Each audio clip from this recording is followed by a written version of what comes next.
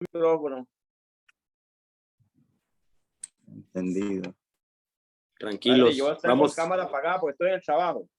Tranquilo, vamos a iniciar con una oración en el nombre del Padre, del Hijo, del Espíritu Santo. Amén. Ven, Espíritu Santo, llena los corazones de tus fieles y enciende en ellos el fuego de tu amor. Envía, Señor, tu Espíritu y todo será creado y se renovará la faz de la tierra. Espíritu Santo, fuente de luz, ilumínanos. Espíritu Santo, fuente de luz, ilumínanos. En el nombre del Padre, del Hijo y del Espíritu Santo. Amén. La clase de hoy lleva por nombre Síntesis histórica de la ética y la moral. Síntesis histórica de la ética y la moral. Entonces vamos a dar un recorrido, obviamente breve, porque imaginen ustedes que sintetizar siglos y siglos de la historia en cuanto a la moral y a la ética, pues no es fácil, pero vamos a tratar de hacer una breve síntesis y tener una noción general del avance y de la trayectoria de la ética y la moral a lo largo de la historia. Pero antes de eso vamos a proceder con algo que les gusta muchísimo a ustedes, que se llama examen relámpago, que le encanta a Omar y a Ethel el examen relámpago. Aquí tengo la cajita con los nombres de ustedes. Voy a sacar 3 nombres y los afortunados van a responder a una pregunta. No tienen mucho tiempo, tienen que contestar en el momento. Sóplenle, por favor.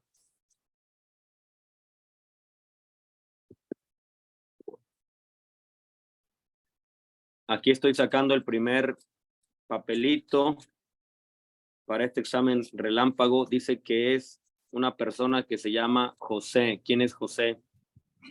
Pues le tocó José de Arimatea. José el Gordo. José y Rosita. José, la pregunta es, ¿qué se entiende cuando decimos no justificar a posteriori un acto realizado en relación a la Biblia o al texto bíblico? Otra vez, ¿qué se entiende cuando decimos no justificar a posteriori un acto realizado? Es lo que dice aquí ya para justificar sus acciones, que no es a posteriori. ¿Sí se entendió la pregunta? No. ¿Entendió la pregunta? A posteriori en el inicio.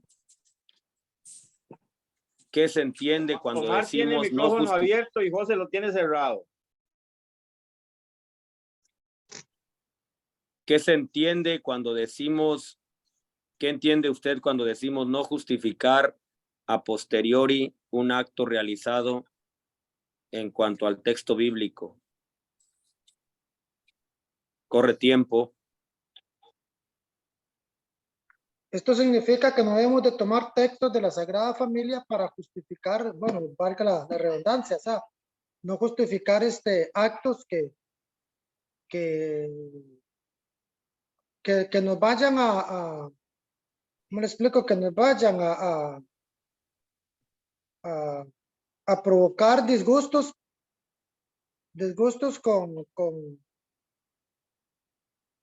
en base a lo que lo que la Sagrada Escritura me está diciendo, en base a lo que yo hago como método de justificación a lo que yo estoy realizando. O sea, yo no puedo sacar un texto bíblico para decir esto no lo puedo hacer porque esto dice la palabra. ¿Qué más? Después, ¿qué más le puedo decir? Bueno, la Sagrada, me acuerdo también acerca de lo que conversamos, que la Sagrada Escritura, no puede ser un depósito de cosas moralistas. También me acuerdo que todo debe de ir acorde con lo que Dios nos da, con lo que Dios nos dice a través de la palabra. Muy bien. Vamos a sacar otro papelito. Gracias por su respuesta. El siguiente afortunado en el examen relámpago es... Aquí le estoy soplando. Dice que es...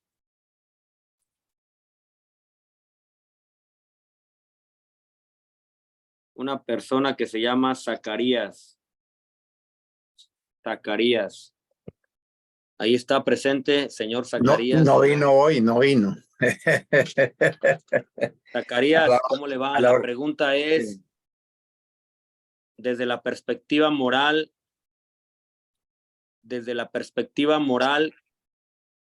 ¿qué es lo que se provoca? ¿Qué es lo que provoca el seguimiento de Cristo en una persona? Desde la perspectiva moral, ¿qué provoca el seguimiento de Cristo en una persona? Provoca un cambio de vida, provoca una actitud diferente, una forma de vivir totalmente diferente de como él era. O sea, al encontrarse con Jesucristo, su vida se va viendo transformada sustancialmente. ¿Qué más?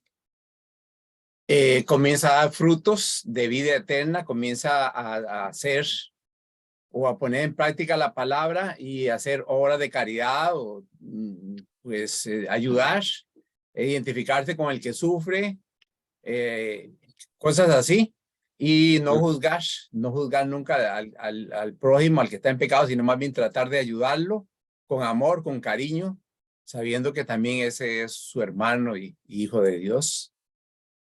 Eso provoca un poco lo que es el seguir a Jesucristo, es viviendo y viviendo de Él, de su gracia, de su amor, y ir haciendo posible también que esa gracia y ese amor que hemos recibido también irlo transmitiendo a los demás. Muy bien. Bueno, continuamos. La última persona sería...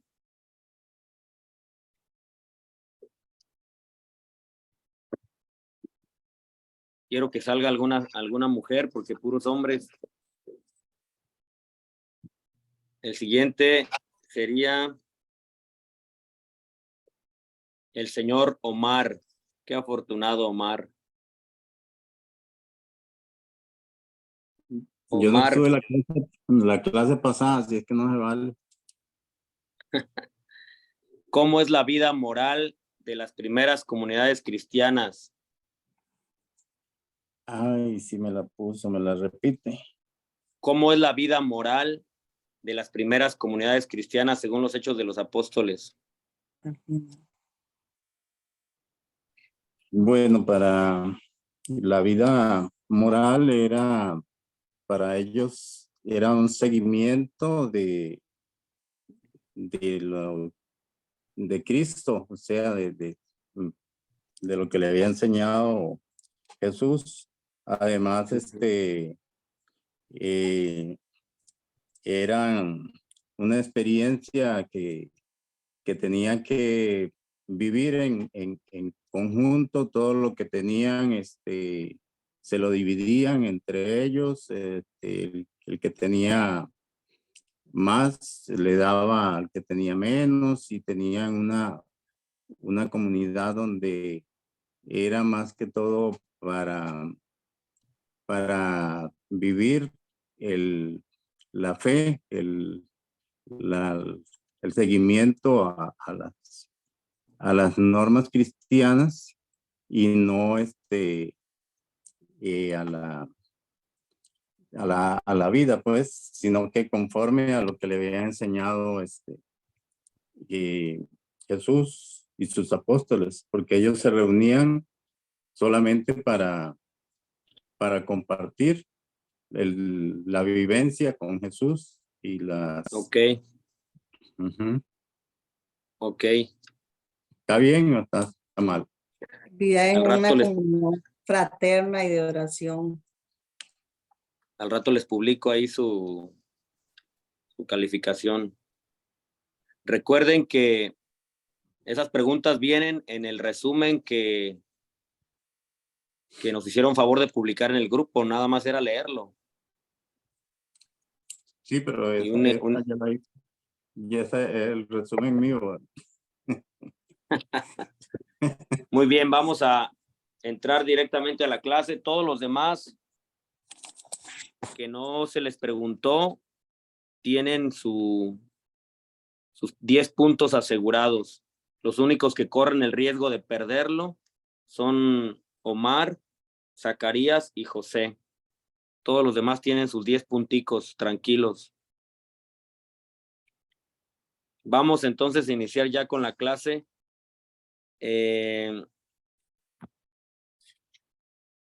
Síntesis histórica de la ética y de la moral. Ciertamente existen algunos antecedentes donde se dice que, por ejemplo, existen papiros conocidos como papiros en el antiguo Egipto, donde podemos encontrar ya reglas morales.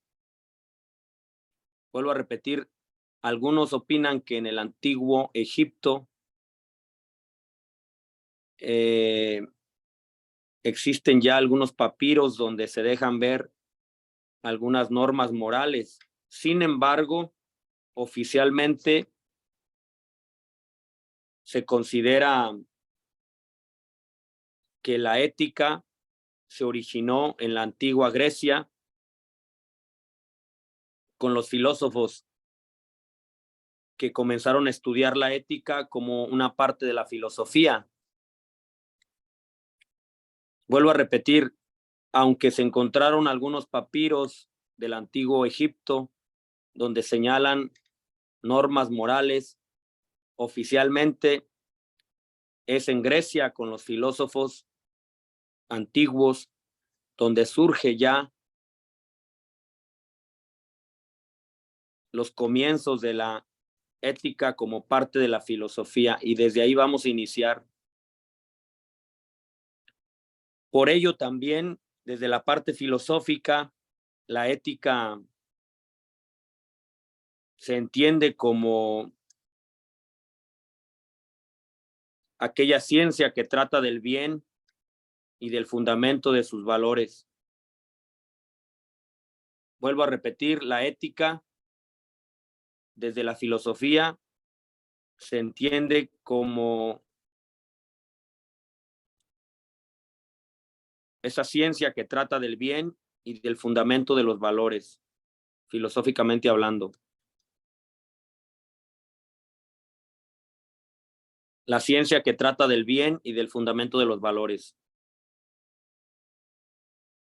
Entonces, de ahí vamos a partir la filosofía antigua, específicamente con la ética y la moral.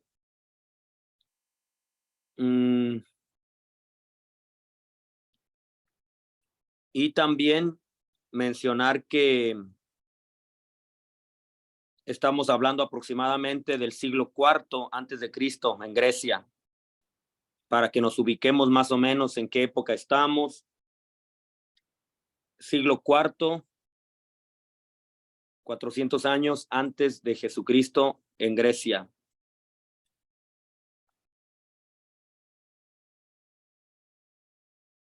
Una vez situados en esa época,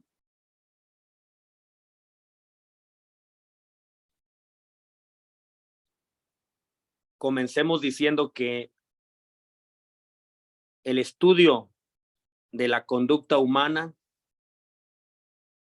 fue el punto de partida para desarrollar toda la historia de la ética y la moral. El estudio de la conducta humana, pónganlo con mayúscula, conducta humana.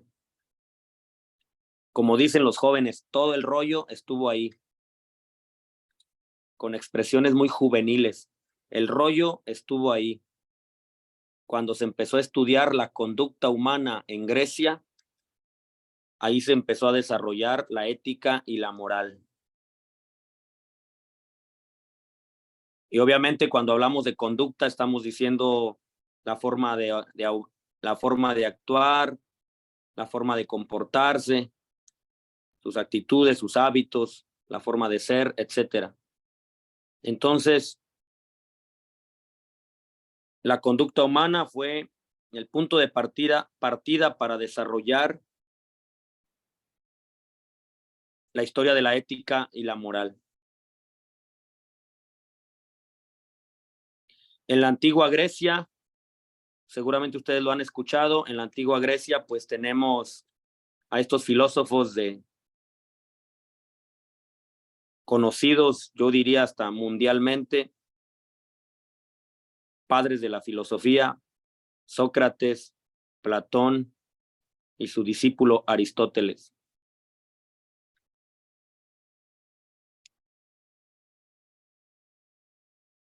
Sócrates como maestro de Platón y Platón como maestro de Aristóteles.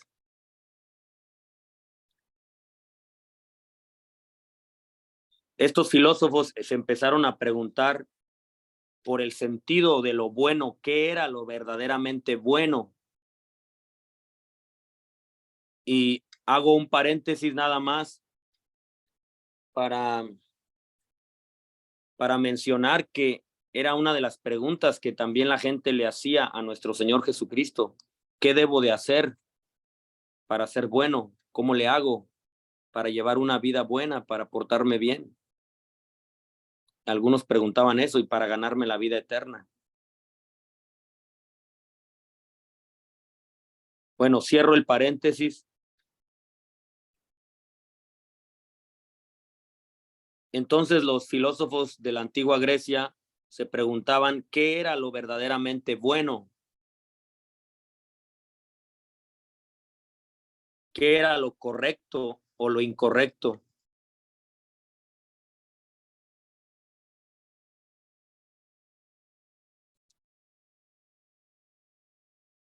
Y para ese entonces, en la época antigua de Grecia, llegaron a la conclusión que lo bueno era todo aquello que beneficiaba a toda la comunidad. Anótenlo porque eso está interesante. Según los filósofos antiguos en Grecia, decían lo bueno es todo aquello que beneficia a toda la comunidad. Llegaron a esa conclusión. Todo lo bueno es todo aquello que beneficia a toda la comunidad.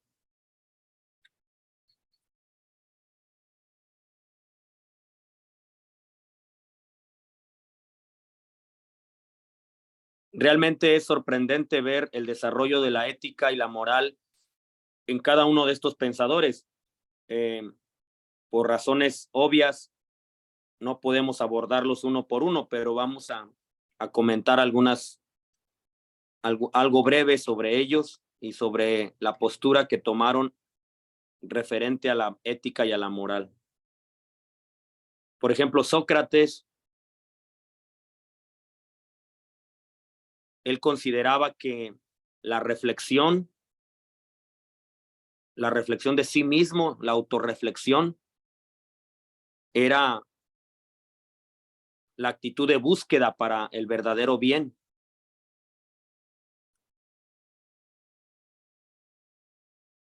Hablaba él de un autoconocimiento. Hombre, conócete a ti mismo para que encuentres el bien, para que encuentres lo verdadero, el verdadero bien. Entonces se habla de un autoconocimiento, y esa clásica frase de los antiguos griegos: hombre, conócete a ti mismo.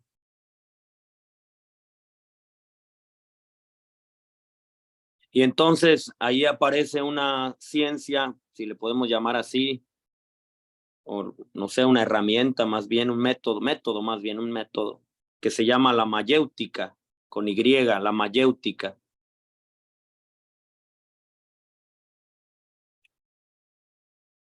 Y la mayéutica no es otra cosa que esa herramienta que provoca que tú puedas sacar ideas de ti mismo. Sócrates diría parir ideas y lograr que otro también saque ideas.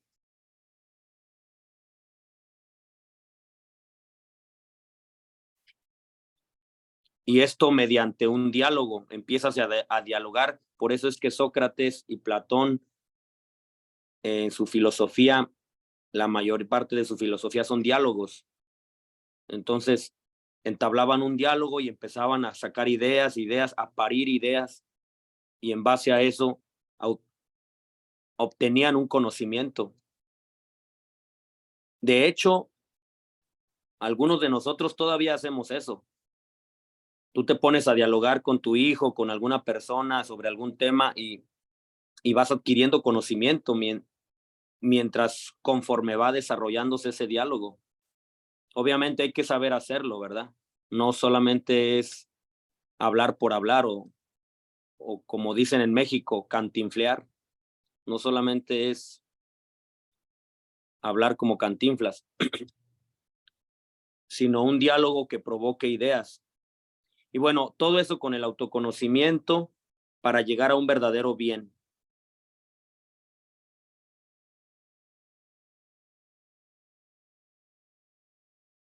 Las personas pueden dialogar para poder desarrollar su capacidad de reflexión y liberarse de prejuicios y obtener el conocimiento del bien.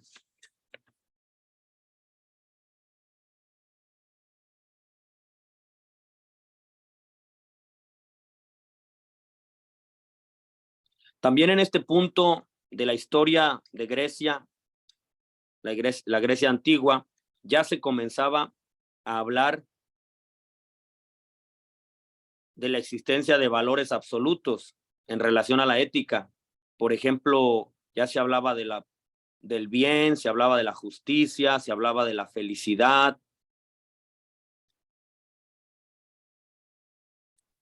Este tipo de valores absolutos relacionados a la ética ya se contemplaban, ya se discutían, se dialogaban en la época antigua de Grecia. Vuelvo a repetir, la felicidad, el bien, la justicia. Y ellos creían o afirmaban que se podían alcanzar solo por la inteligencia y la razón. Por eso para Sócrates la reflexión es sumamente importante. La reflexión, ese diálogo, ese método de la mayéutica para poder lograr y distinguir el bien del mal.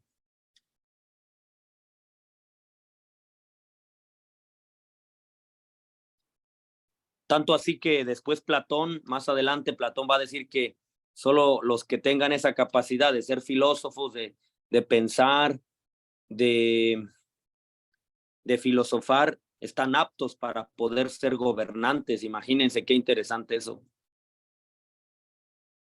Con todo respeto, pero eso deberían de saberlo algunos de nuestros compañeros que de repente pretenden algún puesto en la política, ¿verdad? Platón decía, si sabe pensar, ok, tiene derecho a obtener, a luchar o a tener un puesto en la sociedad, en la política. Si no, hágase a un lado. Entonces, esa fue una propuesta de Platón. Solo los filósofos, los que saben pensar, podían acceder a cargos públicos, a cargos políticos. Bueno, ya solo fue un comentario. ¿Hasta aquí vamos bien? ¿Alguna duda? ¿Pregunta? Ahí Marcos levantando la mano. No, es solo un comentario. Yo pienso la palabra altruismo es en español, está bien, porque en inglés yo conozco Sí, en español es altruismo. Comportamientos prosocial. Ese sale de ese tiempo, ¿verdad? Pero no es porque están haciendo contra uno, es buscando la felicidad plena. Exacto. Es que a veces me siento frustrado, a veces porque pensamos de si haces cosas bien es porque es solo cristiano. No es verdad. decirlo así. Altruismo es para comportamiento prosocial, es que quiero bien la sociedad, que quiero bien para mi familia. Y lo interesante de eso, padre, recuerdo la semana pasada o la última clase estaba hablando del Antiguo Testamento, que yo no hice comentario de los judíos. Los judíos siguen hoy, no solo en Israel, en todo lado del mundo, ¿verdad? Y por lo general, yo estoy ahora haciendo una generalización, entonces no debo, pero mi observación personal es que ellos tienen éxito. Y no es tanto la fe, es más siguiendo esas normas, estos reglamentos, ¿verdad? Mínimo los 10 mandamientos. Sí, Eso trae felicidad, trae el orden, normas que seguimos, trae bien aquí ahora en el mundo. A sí, el veces, altruismo, perdón, el altruismo entendido como esa tendencia a procurar el bien de las personas de manera desinteresada, si yo no, incluso, si yo no incluso a robo, costa del propio interés. si yo no robo, si yo no toco la esposa del vecino, si estoy honrando a mis padres, si me importa una economía familiar, que lo protejo, etcétera, ¿verdad? Eso garantizando más éxito para la familia, para mi pueblo, ¿verdad? Si trabajamos juntos. A veces me siento, Claro. padre, de verdad me siento frustrado a veces porque América Latina yo no sé si es inmaduro por lo general o qué es esa idea y sale gran pensadora, ¿verdad? Y sale movimientos excelentes, pero por lo general es como niños sin control, ¿verdad? Que como si hay algo que dice, "Hey, no debes tocar ese botón", uy, corren a tocar el botón, etcétera, ¿verdad? Es como, estoy generalizando también de eso, pero es como, ¿cómo se llama ese de antes? Hammurabi, las reglas de Babilonia, digo, tiempos Ajá, egipcios, ajá. que si usted roba, lo cortamos su mano, ¿verdad? Y me hace reír eso, porque sí es una manera de controlar gente, pero es para niños, para gente inmaduro, porque llegan los griegos y ellos hicieron bueno, la verdad, era una civilización grande, hermosa, y sí, seguro tenían sus esclavos y hicieron cosas malas, pero por lo general era el bienestar de ellos mismos, Sí, buscando. claro, Pues, es claro. curioso esa conversación, porque al final hay que poner a Cristo ahora como, eso sí sigue, vamos a llegar allá, ¿verdad? Que es más de Sí, solo sí. bienestar, no solo bienestar de mi pueblo, de mi familia, es la entrega total. Eso sí Sí. es un toque más, ¿verdad? Pero me gusta esa parte de la historia, porque sí, el ser humano sabe cómo tener bien para su familia, sabemos. Y si no lo tienes, porque usted es un bruto que no quiere pensar ni un segundo, ¿verdad? Ok, vamos avanzando como ya lo mencionas, porque vamos acercándonos, sí, claro, al desarrollo de la ética y la moral en la historia, y particularmente también me fascina ver o descubrir cómo planteaban el tema del bien, de la felicidad, de la justicia a los griegos. Hay mucho que aprender de ellos también. Y después ese complemento que más adelante en la historia se hizo en cierta parte con el cristianismo. Ok, seguimos entonces, dejamos a Platón atrás un poquito, sigue su discípulo, dejamos a Sócrates y seguimos con su discípulo Platón. Todo esto a manera de síntesis, ¿verdad? Hablar de Platón, seguramente ustedes han escuchado de sus diálogos. Por ejemplo, hay uno que se llama El Banquete, otro La República y otro El Fedón. En El Banquete es un diálogo de 6 personas, si no me equivoco, 6 personas que dialogan sobre el tema del amor. ¿Qué es para ellos el amor? ¿Qué significa? ¿Cómo se vive en el amor? Etcétera. Muy interesante el diálogo del banquete. Después, la República, donde Platón habla sobre la ciudad ideal, habla sobre el lugar de la mujer en la sociedad, etcétera.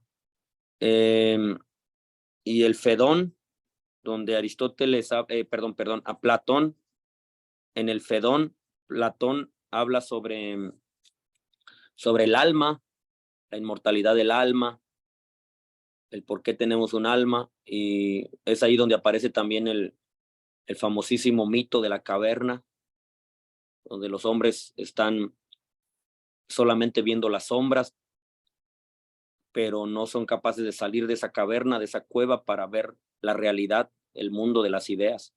Entonces, esas son algunas de sus obras de Platón: el banquete, la República y el Fedón. Estas obras clásicas son aportes importantes para la historia de la ética, porque es allí donde se encuentran todos los estudios de este filósofo en torno a la moral y a la ética.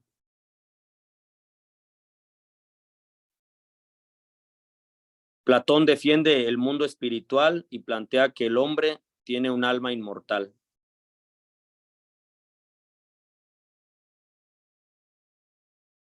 Y por eso para Platón la moral, eso anótenlo, es importante. Perdón, para Platón el bien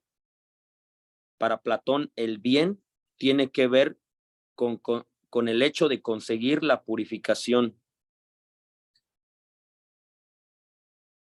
Purificarse a través del desarrollo de virtudes y lograr llegar al bien. Vean la perspectiva, ¿verdad? Suena incluso un poquito familiar porque es muy parecido al cristianismo. La purificación del alma la purificación del alma a través de las virtudes para llegar a la vida, a llegar al bien máximo. Y desde ahí ya Platón plantea una ascesis, que es un esfuerzo, un sacrificio, una ascesis ascética, y también una contemplación del bien, de la verdad. Una vez que pasas por la ascética, la ascesis, llegas a la contemplación de la verdad. Eso es un poquito de lo de Platón, cómo acceder al bien por medio de la purificación, desarrollando ciertas virtudes, tu esfuerzo físico. Y él dice que esas virtudes son la fortaleza, la templanza y la prudencia. Vuelvo a repetir, esas virtudes que nos van a ayudar a purificarnos y poder llegar al bien máximo son la fortaleza, la templanza y la prudencia. Fortaleza, templanza y prudencia. Señora Ethel, si voy muy rápido me avisa.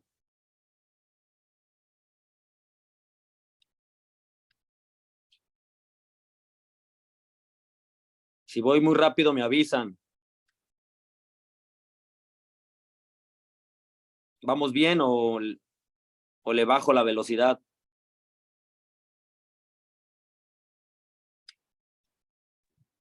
Al suave, al suave. Ya me duele el dedo. Platón dice que la justicia es la virtud de las virtudes. Aparte de la fortaleza, la templanza y la prudencia, la justicia es la virtud de todas las virtudes.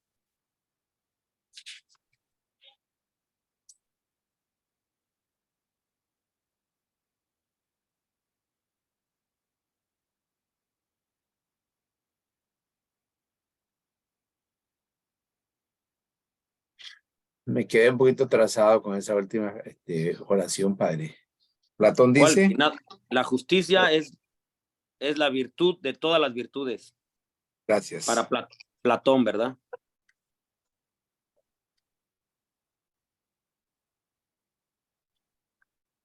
Sí, vamos bien.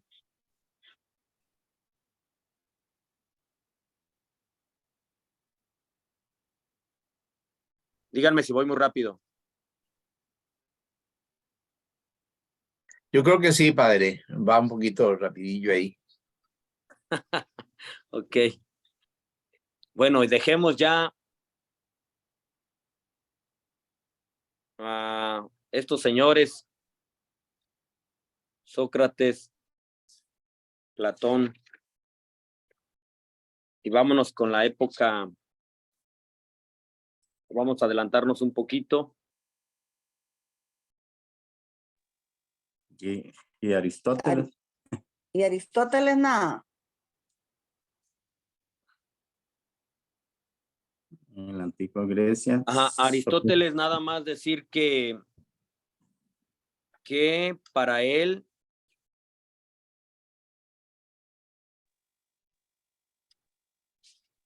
que me parece que aquí tenía algo sobre Aristóteles, se me pasó, lo vamos a mencionar más Aristóteles tarde. era el del motor inmóvil. No Sí, se me el del olvida. motor inmóvil, pero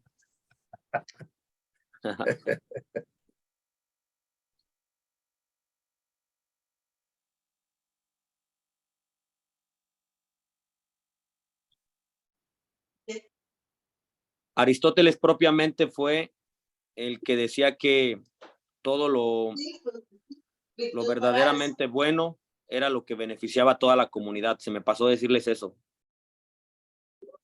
Lo que beneficiaba a la comunidad. Eso ya lo habíamos dicho antes. Sí, ya lo habíamos habíamos dicho, sí. más que lo relacionamos con Sócrates. Ah, bueno, ya, sí, correcto. Sí.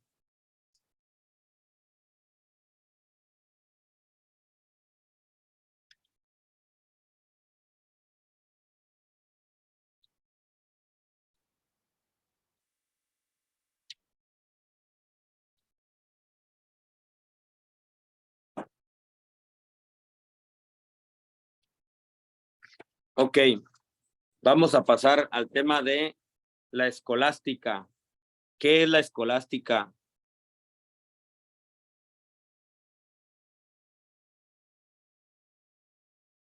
Santo, ¿qué? ¿Cómo se llama? El nerd. La escolástica fue una época filosófica, teológica, que intentó utilizar la razón y en particular la filosofía de Aristóteles para comprender todo el contenido sobrenatural de la revelación cristiana. Fue principalmente un movimiento de escuelas y de universidades en la época medieval de Europa, se le llamó así escolástica. Surgieron escuelas, universidades y bueno, priorizaron la filosofía de Aristóteles para comprender el contenido sobrenatural de la revelación cristiana.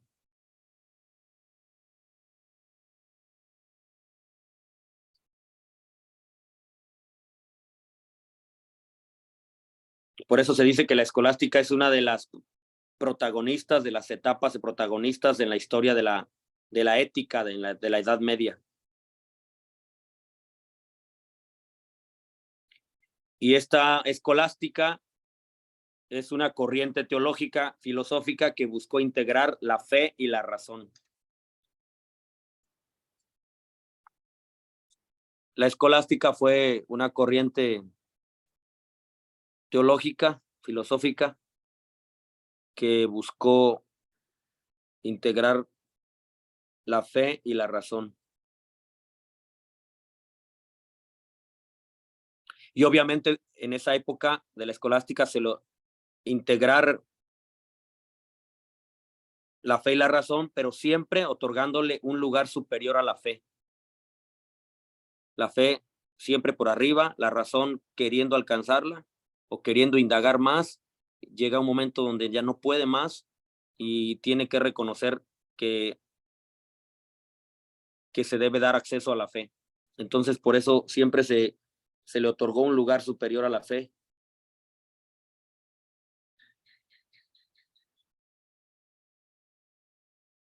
Por eso a la ética medieval, anótenlo ahí con mayúscula, la ética en la época medieval, a la ética se le consideró como profundamente teocéntrica. Quiere decir, el centro era Dios. El centro es Dios. En la época medieval, a la ética se le consideró profundamente teocéntrica. Teocéntrica quiere decir el centro es Dios. O sea, todo partía de ahí.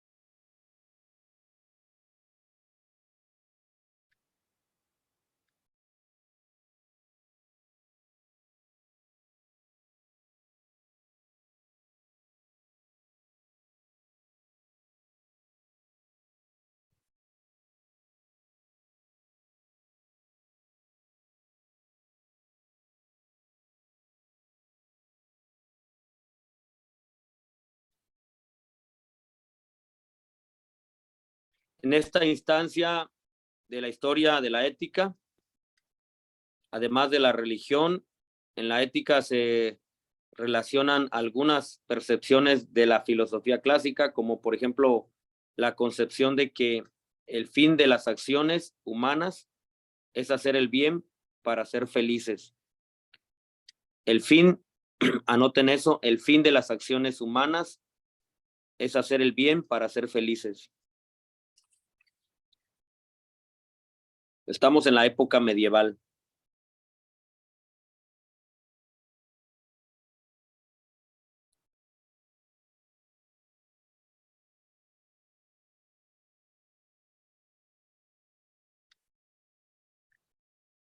El fin de las acciones humanas es hacer el bien para ser felices.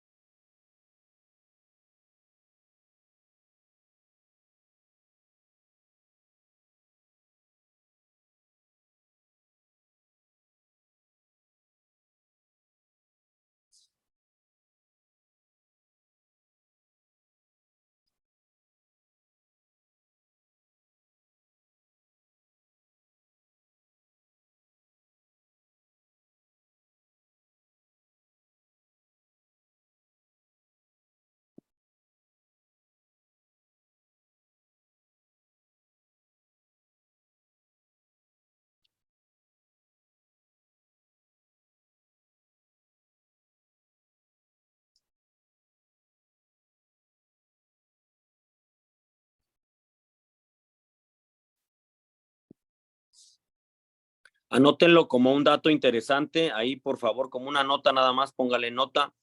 4 grandes escritores del siglo III. 4 grandes escritores del siglo III en el ámbito ya cristiano. 4 grandes escritores del siglo III, 2 orientales y otros 2 de Occidente. Los orientales es Clemente de Alejandría, Clemente Alejandrino y Orígenes. Y los otros 2 son occidentales, Cipriano y Tertuliano.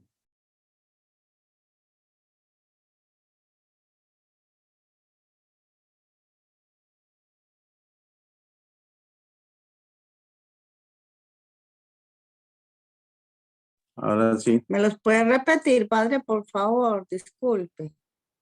Los 4 escritores del siglo III.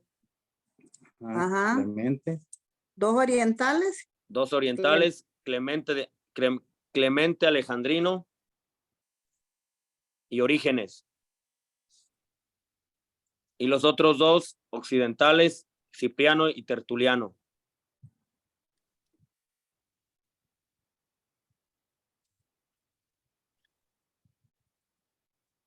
Cipriano y Tertuliano. Occidente. dos occidentales y los otros dos son. Occidentales y orientales. Los Dos primeros son orientales, orientales, dos. Clemente y Orígenes. Los otros Ajá. son occidentales, Cipriano y Tertuliano. Y como dicen los jóvenes, ¿qué onda con ellos? Bueno, lo que pasa es que ellos aportaron un progreso, un planteamiento ya en la moral cristiana, en la moral de los cristianos de esa época, porque ya había muchos bautizados que eran perseguidos y en medio de una sociedad pagana. Entonces, ¿cómo plantear ahí ya la moral? Lo hacen casi siempre interpretando la Sagrada Escritura y destacando los fundamentos bíblicos, y partiendo de ahí empiezan a construir una moral, una forma de vivir. Pero interesante porque ya era el momento de la persecución, era el momento de vivir entre los paganos.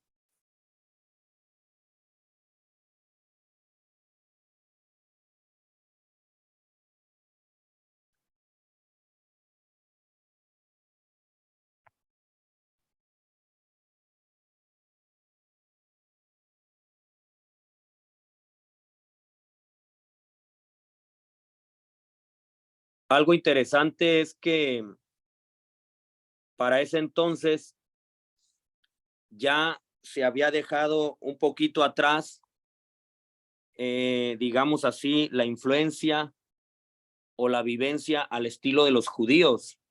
O sea, ya la separación ya era más notoria, ya ahora era cómo vivimos entre un mundo de paganos, ¿verdad? Ya estamos en Europa, ahora ¿qué vamos a hacer? Ya no era solamente, es que los judíos dicen que la circuncisión, que nosotros tenemos que vivir como dijo Moisés y ojo por ojo. O sea, esas cosas ya habían quedado atrás.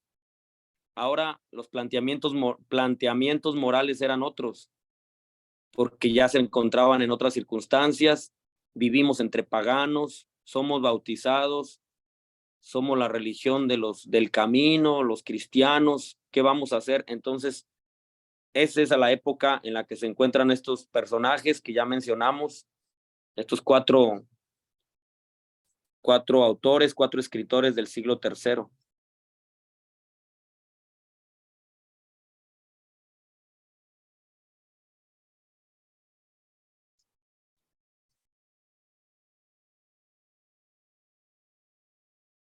También por ahí empezó a imperar una moral de los estoicos y la moral, pues obviamente de los griegos, de la filosofía griega que ya mencionábamos.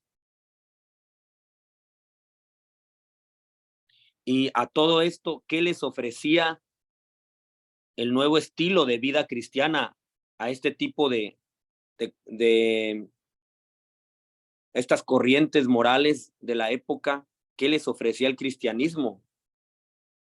La conducta del creyente debía apurar las exigencias éticas que le ofrecía el estoicismo. Entonces tenían que plantear bien desde la Sagrada Escritura, desde la revelación.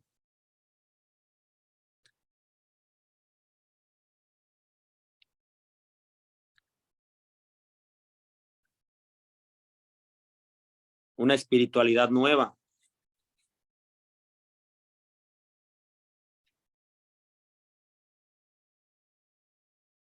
¿Cómo vamos con el tiempo?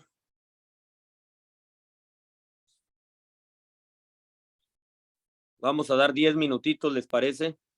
Excelente. Sí, gracias. 10 minutitos y regresamos. El tiempo es relativo. Apaguen micrófonos.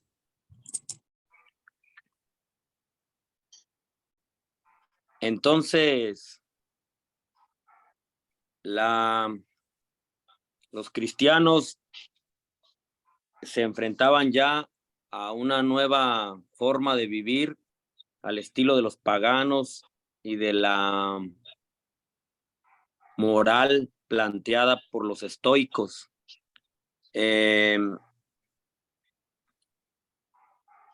Cabe mencionar que la moral de los estoicos se halla resumida en una máxima que dice vivir y obrar conforme a la razón y a la naturaleza. Otra vez, los estoicos decían que hay que vivir y obrar conforme a la razón y a la naturaleza. Mantenerse firmes ante las adversidades. Vivir y obrar conforme a la razón y a la naturaleza, decían los estoicos. Ya, como les mencionaba, habían quedado atrás, por así decirlo, las prácticas judías, ya se encontraban en un mundo de bautizados, de paganos bautizados, y enfrentarse a otros que no se querían bautizar y eran totalmente paganos en todo el mundo europeo.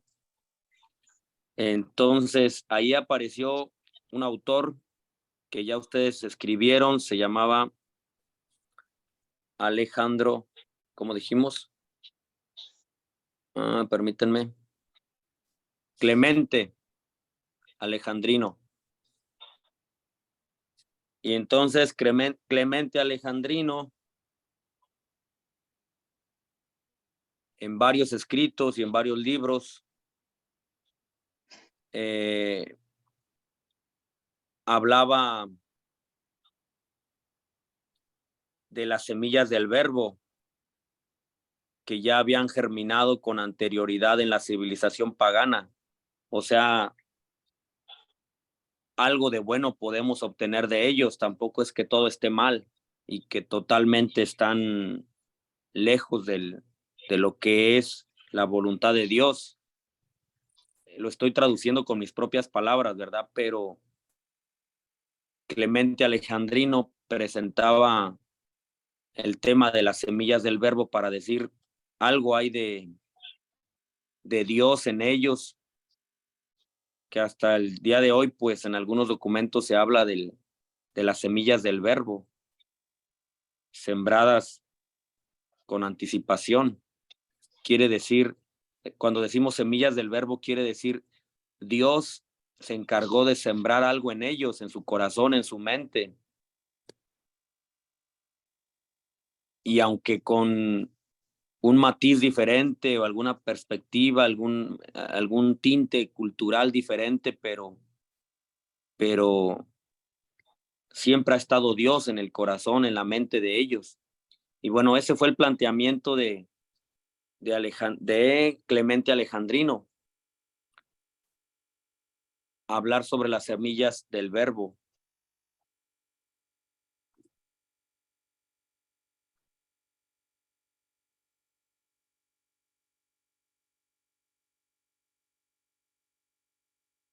Pero también hay que decirlo que este Clemente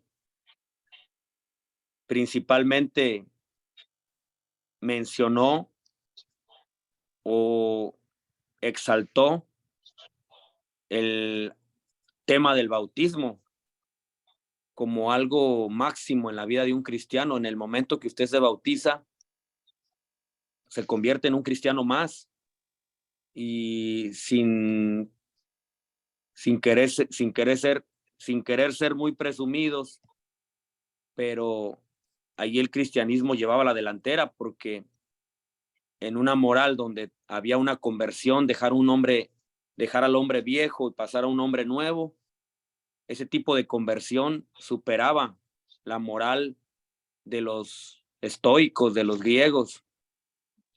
Hablar de un hombre viejo convertido a un hombre nuevo, recibir un bautismo que te garantizaba la unión con Cristo y que podía modificar muchas acciones tuyas. O sea, era realmente sorprendente ver a este tipo de cristianos, ¿sí me explico? Y eso fue marcando ya un estilo de moral en esa época.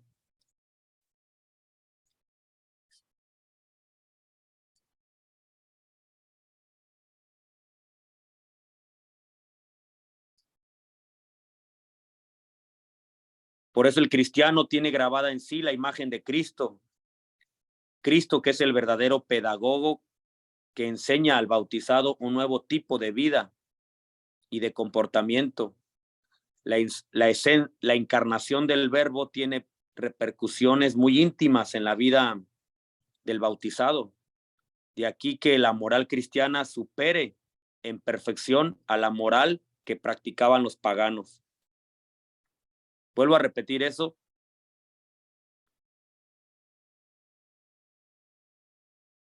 El cristiano tiene grabada en sí la imagen de Cristo, porque Cristo es el verdadero pedagogo que nos enseña, que enseña al que se bautizó un nuevo tipo de comportamiento. Por eso la encarnación del Verbo tiene repercusiones muy íntimas en la vida del bautizado. Y de aquí se deduce que la moral cristiana supere en perfección a la moral que practicaban en aquel tiempo los paganos.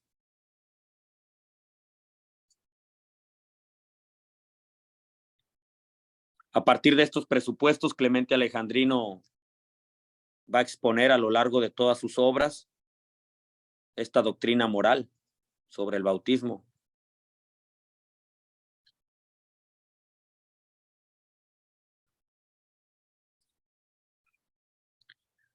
Bueno, dejémosle ahí un poco con estos autores cristianos. Continuamos ya avanzando, vamos a dar saltos muy grandes. Avanzamos con un pensador, un autor, filósofo, teólogo llamado Tomás de Aquino en el año 1225-1274. De la congregación de los dominicos.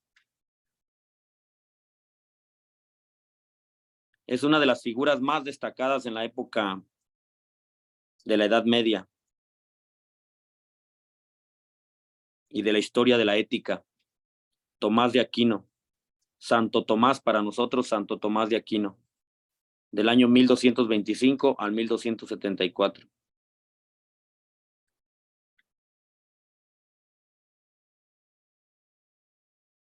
Él fue influenciado por la filosofía aristotélica. De ahí que fue naciendo o surgiendo una filosofía que se le llama filosofía aristotelicotomista. Entonces, influenciado por Aristóteles, se empieza a fusionar, se empieza a fusionar el intelectualismo griego con el cristianismo.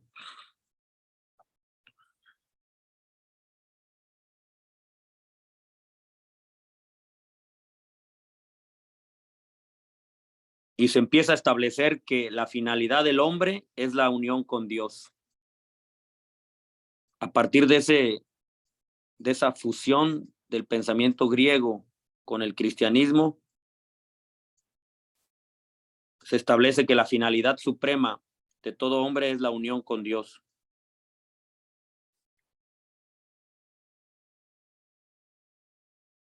Por eso para Santo Tomás, el bien máximo y la felicidad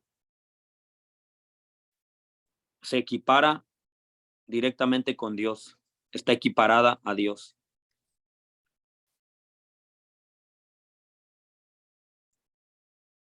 Y para alcanzarla debemos cumplir con nuestros deberes como cristianos.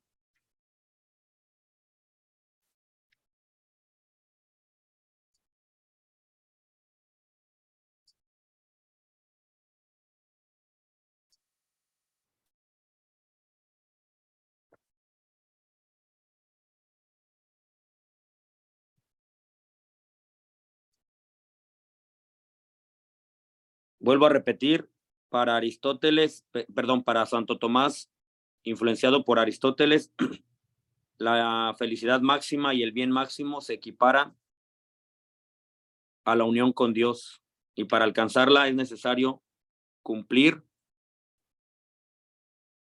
nuestros deberes y obedecer las leyes que nos indican qué es lo bueno y qué es lo malo.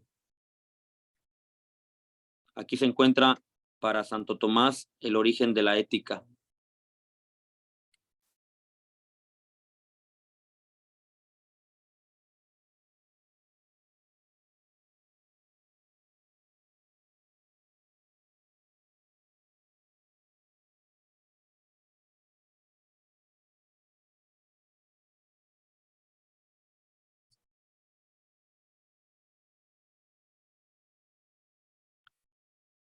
Demos otro salto y vámonos a la época de la Edad Moderna.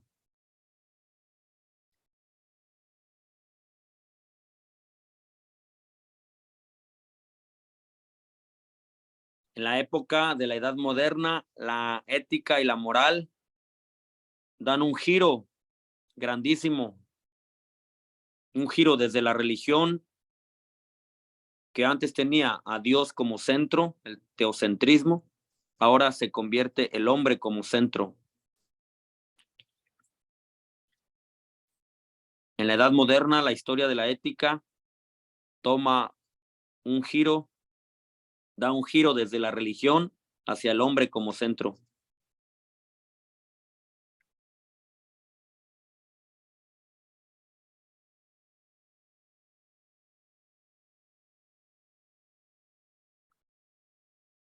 Y en esta época, en relación a la ética, se estudia, en relación a la ética y a la moral, se estudia el deber, la felicidad y lo que es correcto o lo que es incorrecto en el comportamiento del hombre. Se estudia el deber, la felicidad, lo que es correcto o incorrecto en el comportamiento del hombre. Estamos en la época moderna.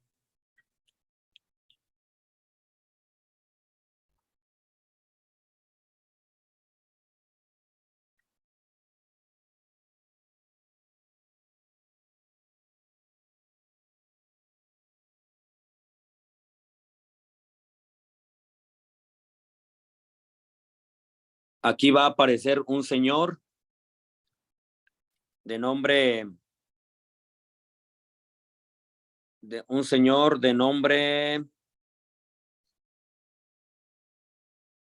René Descartes.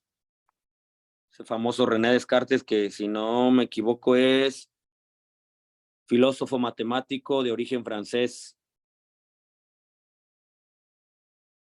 Estamos hablando del siglo XVI, 1596.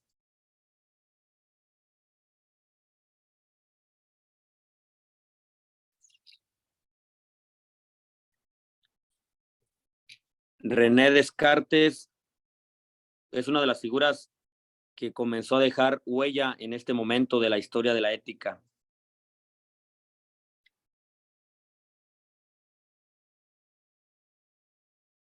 Y él dice que la razón es la única fuente de conocimiento. Cáiganse de espaldas. La razón es la única fuente de conocimiento.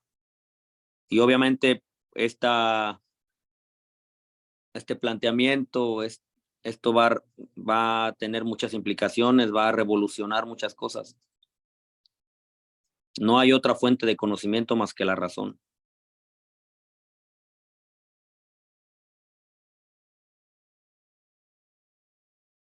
Es así como la ética queda separada totalmente de la religión,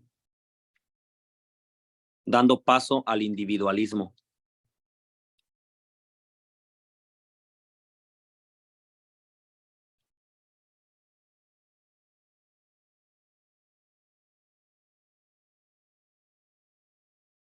La ética queda separada totalmente de la religión.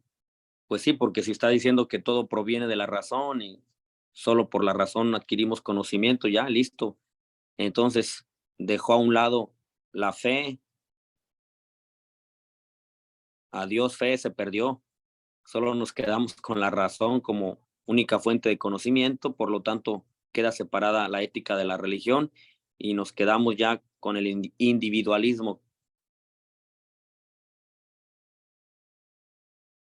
Y esto va a acarrear muchas consecuencias, obviamente.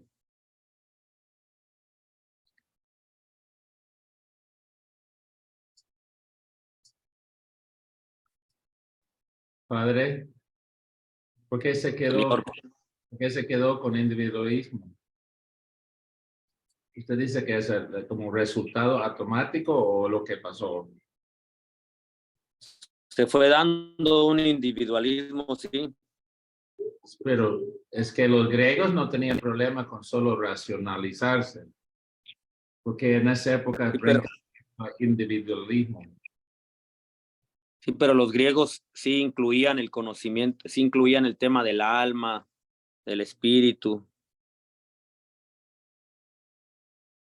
Lo que pasa es que el individualismo es una tendencia a obrar según tu propio razón nada más y ya.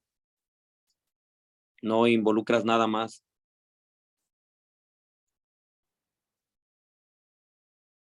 No es contra la clase, pero es que me parece raro, porque si están ellos preocupando de la felicidad verdadera, ¿verdad? Tiene que ver algo, Ajá. el bienestar del pueblo o los alrededores, pero de enfocar en solo individualismo una vez es como, comprende que es que, ¿en qué años estamos hablando? ¿De eso después de Descartes o? De Descartes estamos hablando del siglo XVI. Okay. Según la perspectiva filosófica, el individualismo es una corriente que afirma y defiende la superioridad del individuo frente al colectivo.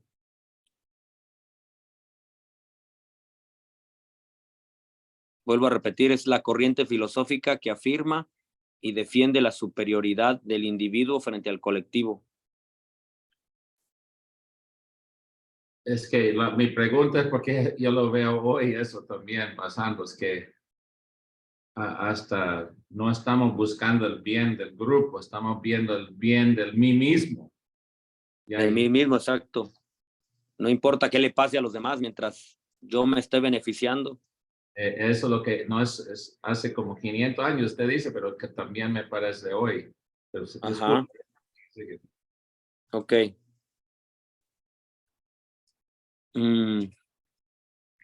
Después de esto va a aparecer un señor alemán llamado Kant, Immanuel Kant.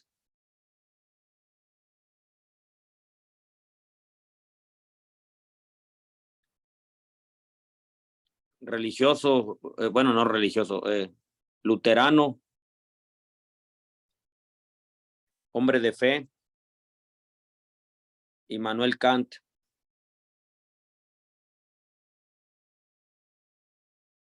Alemán.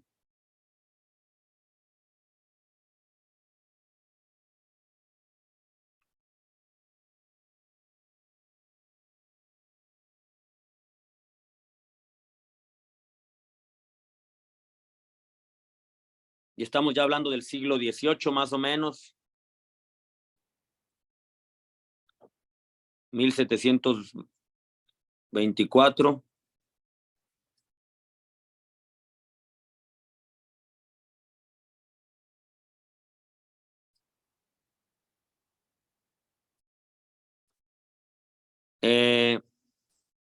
Es muy importante la figura de él en la historia de la ética y de la moral moderna, científico y filósofo. Él fue el responsable de anunciar una fórmula en la cual establece que uno debe tratar a los demás y también a sí mismo como un fin, no como un medio. Eso está interesante. Entonces Kant, estamos ya en el siglo XVIII, 1724, Immanuel Kant.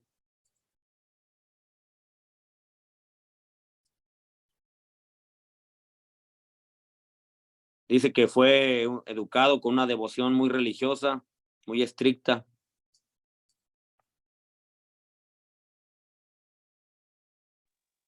Padre, tratar a los demás. Entonces, él decía que tratar a los demás y también a sí mismo como un fin y no como un medio. De ahí se desprende una ciencia también. Y hasta el día de hoy también la moral maneja esos términos. No somos un medio, sino un fin.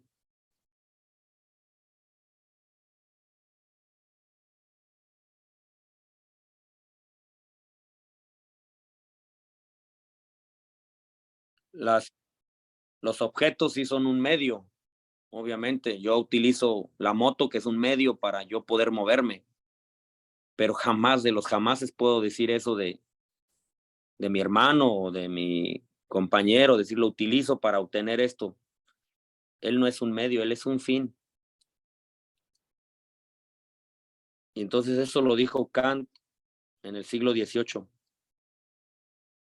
Y con eso le otorgó al ser humano un valor absoluto, incomparable, objetivo y fundamental, que nosotros conocemos como dignidad.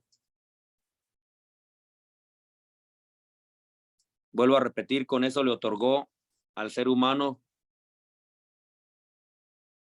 un valor absoluto, incomparable, objetivo y fundamental, que nosotros conocemos como dignidad.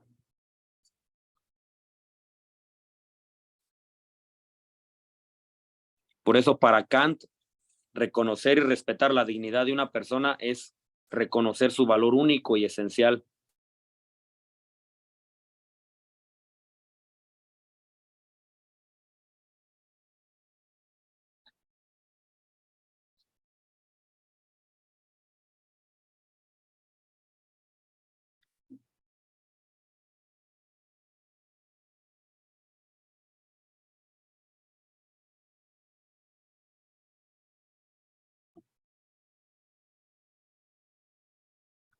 Les voy a dejar como tarea, en estas clases anteriores nunca les he dejado tareas, pero les voy a poner como tarea que me investiguen sobre el imperativo categórico de Kant. K-A-N-T, Kant, Immanuel Kant. Tarea, investigar sobre el imperativo categórico de Immanuel Kant.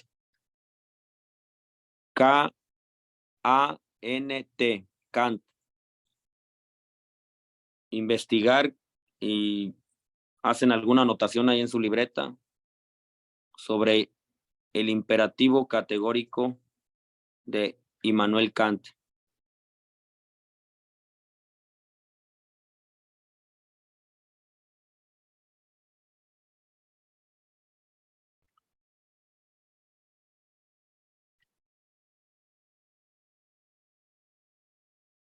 Se considera que el aporte de Kant a la historia de la ética fue de una de las propuestas filosóficas en la moral más importantes de la historia.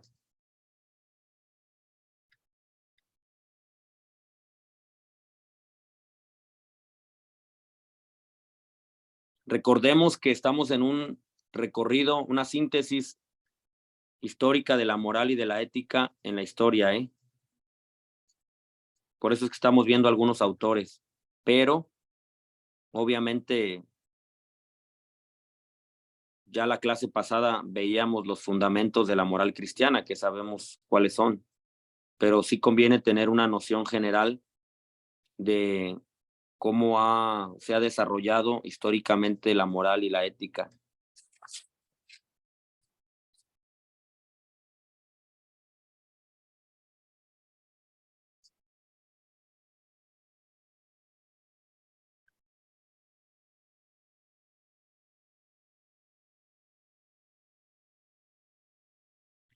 Avanzamos. ¿Sí quedó clara la tarea? ¿Sí la anotaron?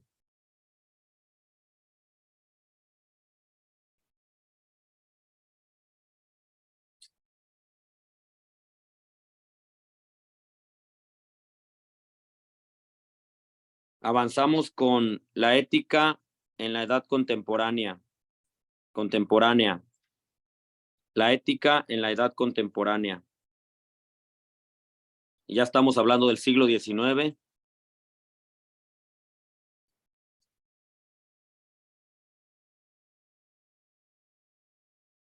Aquí surge la moral como una función social, con el famosísimo y conocidísimo Carlos Marx o Karl Marx.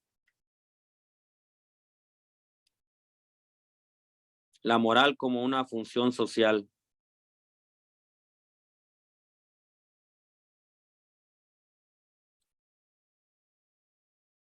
Estamos ya en el siglo XIX.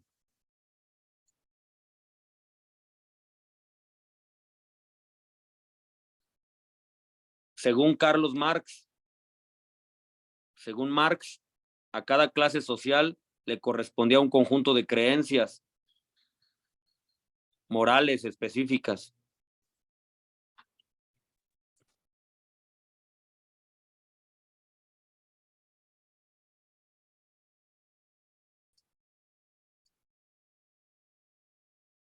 Según Carlos Marx, a cada clase social le corresponde un conjunto de creencias morales y específicas. Y eran justamente esas creencias, esas diferencias, las que debían impulsar la búsqueda de una sociedad igualitaria y justa, la igualdad.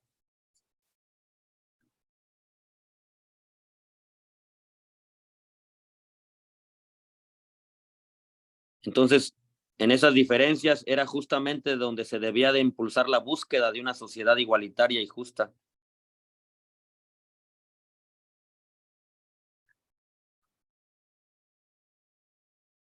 En las que se eliminara por completo aquellas condiciones que convertían a ciertos hombres en explotados y humillados. O sea, Marx decía, debemos de eliminar esas diferencias para llegar a una sociedad igualitaria y provocar condiciones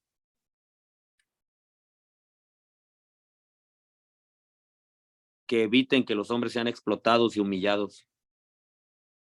Pues es la bandera del marxismo, ahora que algunos de ustedes conocen. Después de ahí surgió el socialismo, el comunismo, etcétera.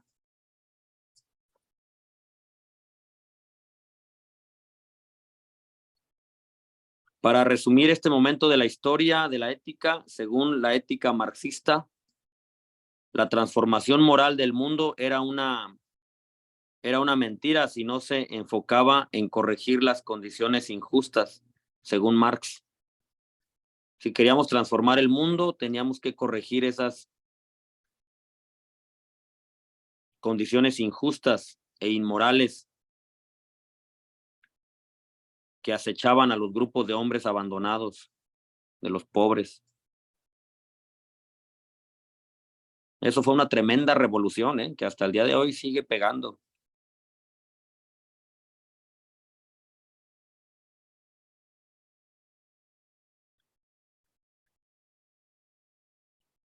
Hasta aquí, ¿cómo vamos? ¿Preguntas, dudas? ¿Se están confundiendo? ¿Vamos bien? Omar, Ethel, Marcos, Anita, Zacarías. Me quedé en corregir el mundo. Ni eso. La transformación moral del mundo sería una mentira o no lo lograríamos si no corregimos estas condiciones injustas, inmorales que acechan. Bueno, para poner algo de hoy, ¿cuándo hizo el obispo Romero Santo? Hace poco, ¿verdad? Ajá, cuando se canonizó. Sí, hace Sí, poco. tiene poco, no recuerdo exactamente, pero tiene sí, unos 5 años. Yo no me gusta hacer eso, pero cuando veo cosas en la internet y hay que ver de dónde viene quién está publicándolo, ¿verdad? Y me metí en el hueco. Hay ciertos movimientos contra el Papa Francisco, ¿verdad? Y uno que me llama la atención hablando de comunismo es que él movió ese santo, ¿verdad? Como, ya yo no sé cuánto movimiento porque no ocupaba tanto, era un santo, ¿verdad? Ajá. Pero llega y la gente que critica Papa Francisco, que ese moviendo comunismo, ¿verdad? Como en ese tiempo Salvador estaba mal, ¿verdad? Y me cae tan mal eso porque en mi propio país, si pongo algo en Facebook o algo, ¿por qué no hacemos, por qué no gastamos más dinero en escuela o gastamos más dinero en las calles y programas sociales? Una vez te acusa de ser socialista o comunista y mi sangre empieza a hervir porque sí podemos hablar de comunismo y ver donde sí falta, ¿verdad? Especialmente cuando hablamos sobre Dios, ¿verdad? Pero hablando del bienestar de la sociedad, no podemos cambiarlo. Estaba con esos días hablando de hecho de los apóstoles, vea, esas comunidades vendieron, los que tenían vendieron y vivían en comunidad común, ¿verdad? Si alguien no tenía suficiente, el otro lo ayuda y es duro porque no sé qué han puesto tan escándalo con la palabra comunista, ¿verdad? Y padre, no sé si usted sabe el billete de 20,000 colones de Costa Rica. Esa es una señora que se llama ahora no voy a recordar. Carmen Lira. Sí, Carmen Lira. Ella es parte del movimiento del bloc obrero, pero ya decimos comunista. Y lo mandó a México al final de su vida. Lo excluyeron del pueblo aquí, y murió en México. ¿Cómo se llama eso cuando alguien lo manda fuera de su país? Como Deportada. Exiliado. Deportada, desterrada. Deportada, desterrada. Exiliado. Exacto. Y digo, eso sí, si somos cristianos, tenemos Dios sobre todo, sí. Y eso es donde falta, ¿verdad? Pero vivimos con esta actitud de desear el mejor para el prójimo, ¿verdad? Y Papa Francisco ahora, hoy en día, está como fuerte contra el capitalismo desenfrenado, ¿verdad? Y la gente no quiere escuchar eso y lo pone en palabras como si es tan mal comunismo, digo. Y ahí, ese Karl Marx tiene bonito ideas, es para las injusticias en el mundo, ¿verdad? Es complicado ese asunto. Pero sí, la Iglesia Católica, ¿cómo se llama la teología liberación, verdad? También. Claro. Una reacción durante la guerra. Bueno, ya soy un viejo, pero de ese tiempo, Salvador, Nicaragua, y ese deseo de ser un pueblo justo, ¿verdad? Donde el pobre gana lo que merece, donde el rico no tome más de su parte, ¿verdad? Duro eso. Claro.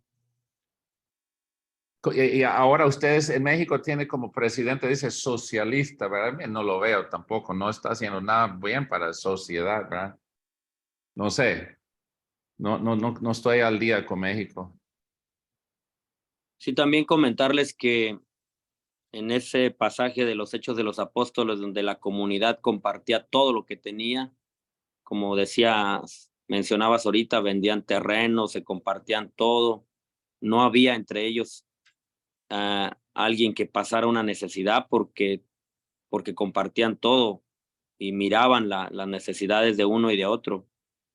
En alguna ocasión, estudiando en el seminario, decíamos, entonces eso es un socialismo, un comunismo más bien planteado, vivido desde los Hechos de los Apóstoles, pero llegamos a la conclusión que no, porque ya un comunismo distorsionado o mal entendido anula la libertad, la dignidad y la libertad de las personas. Y Es que no está forzado, es uno voluntario. Sí, exacto, ese, en el Hechos de los Apóstoles, en ningún momento a nadie obligaron, a nadie forzaron, fue una actitud, una decisión propia del haber sido convertidos al cristianismo y actuar solo por caridad, por fraternidad, que de hecho ese fue el tema moral en ellos, el amor fraterno. Entonces, en ningún momento se violó la libertad de ellos, la voluntad, la dignidad, ¿verdad? ellos Charlie. lo hacían por amor, lo hacían en toda Exacto. total libertad. Y cosas Sí. que en un sistema Político. socialista Sí. o comunista, eso se pierde. Y entonces ya vienen a cometer actos inhumanos, ¿verdad? En Sí, contra de la dignidad. Sí, al final siempre hay alguien que quiere más de su pieza. Vea, la Claro. verdad, Charlie, una vez hace unos años, fui a buscar en internet comentarios negativos de su congregación, ¿verdad? No por malo, porque yo quería saber, ¿verdad? Que esos servidores, ¿qué? ¿Verdad? Parece muy bueno y qué. Y lo único negativo era algo que no era verdad, porque este mexicano quejando que su congregación tiene plata. Y Ajá. pero no, yo leí más y es interesante porque ustedes, si yo digo comunista, no estoy diciendo que son comunistas, ¿verdad? No estoy diciendo eso. Pero vivir en común, en comunión, Claro. sí le da potencia. Entonces, para comprar un terreno, construir una iglesia por ejemplo, si usted tiene que viajar a México, usted, por ejemplo, no es hay una comunidad, porque todos juntos, y estoy hablando positivo de ustedes, no estoy tratando de llegar a un punto negativo. Es que mi reacción es que yo no sé por qué reaccionamos mal a la palabra comunista o socialista. Me cae tan mal en mi propio país, por eso estoy mal. Ahora solo es capitalismo, como si eso es Dios, que usted hace plata y eso es lo que debe hacer. Que al final, ¿y quién Sí, está eso cuidando? eso que comentas lo dijo un profesor en mis épocas de estudiante, siendo seminarista. Éramos alrededor de 90 en diferentes grupos, 90 seminaristas de filosofía, estudiando filosofía, y un profesor escuchando esos comentarios de que se estaba construyendo muy rápido, que se compró un terreno, que se estaban haciendo otras aulas para dar más clases. Entonces, no faltaban comentarios de que por qué, de dónde sacábamos el dinero, que qué pasaba, que por qué todo iba tan rápido. Y un profesor dijo, es que es muy sencillo, ustedes son una comunidad cristiana y viven bajo las normas de un cristianismo, y por ser 90 o 100 personas unidas con un ideal cristiano, obviamente hay un progreso espiritual como hay un progreso material. Más bien sería una injusticia que ustedes no progresaran, porque están bajo una inspiración divina, un cristianismo, una comunidad netamente cristiana. Más bien sería una injusticia que no progresaran, que estuvieran viviendo en la miseria. Entonces, imagínate, y en aquella época estábamos entre los 20, 25 años, ¿no? ¿Qué hacen 90 jóvenes ahí viviendo en comunidad con 25, 30 años de edad? Obviamente, todo el mundo construyendo, todo el mundo colaborando, saliendo a diferentes actividades, a las misiones. Obviamente la comunidad progresa por sí misma, ¿verdad? Bajo la inspiración cristiana. Bueno, solo como ejemplo, porque pues el cristianismo, donde quiera que se suscita, donde quiera que nace o que surge como una comunidad cristiana, ¿verdad? Comunidades, la parroquia es una comunidad cristiana, que entre más unida y más fiel sea a los principios cristianos, obviamente va a progresar. Lo mismo en una familia. Una familia son 8, son 10.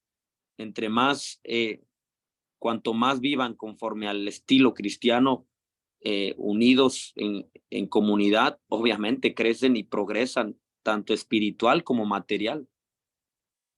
Y sería una injusticia, como dijo el profesor, que no progresaran. Sería una injusticia porque el cristianismo tampoco está a favor de la miseria, ni de la miseria espiritual, ni de la miseria material, ¿verdad? No son compatibles con el cristianismo. Bueno, ya casi estoy terminando. No, que es lo que quería ahora, que hace ratillos que hablábamos de que esa forma, cuando los primeros cristianos tomaron esa actitud, yo he entendido que fue una situación de que esos primeros cristianos vendieron todo, lo pusieron todo en común, pero era porque para ellos era eminente la venida del reino, que ellos esperaban que era inminente la venida del Señor en la parucía. Entonces por eso se desprendieron de todo eso. Y también el pasaje aquel donde Zafira y Ananías, creo que se llamaban, que escondieron parte de la venta de un terreno y cayeron fulminados. Entonces, no era así como tan voluntario, digamos, porque Ananías y Zafira, por haber mentido al Espíritu Santo, decía, murieron en el momento. Y después, recordando, yo estuve leyendo la biografía de San Francisco de Asís, que cuánto sufrió cuando él quería, dentro de sus leyes de su congregación, la total pobreza. Ajá, y él sentía que le habían alterado lo que él deseaba para su congregación, pero es que también, la verdad que sin chocolate, ¿cómo es que dicen? Sin cacao no se hace chocolate, ¿ah? Pero viera que a veces, más cuando quieren atacar a la iglesia, ¿verdad? Que dice que la iglesia, que el Vaticano y que sé yo, que tienen grandes tesoros y riquezas y apegada a la material. Pero también, padre, como nosotros los católicos no predicamos así con tanta exigencia lo del diezmo, y usted como párroco, y nosotros todos sabemos que en las parroquias hay tanta dificultad a veces para hacer las obras en las parroquias, ¿verdad? Y hacer turnos y rifas y todas esas cosas. Y yo digo, el compromiso del diezmo es bíblico y entre los católicos no tenemos esa idea de compromiso del diezmo. En tanto que los hermanos separados, bueno, es que hasta tienen que llevarle la constancia de salario al pastor para que vean cuánto es lo que exactamente tienen que diezmar. Entonces yo digo que a veces...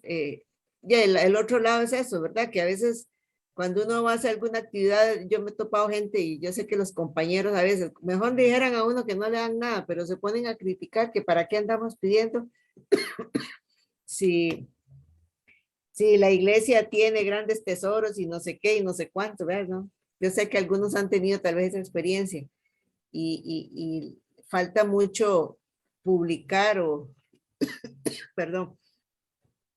Falta mucho también dar a conocer todas las obras que la iglesia por ejemplo, ese hospital que el otro día hicieron un reportaje sobre un hospital financiado por el Vaticano, un barco hospital, las misiones, las obras misionales pontificias, todo eso como que falta pregonarlas más, publicarlas más, ¿vale?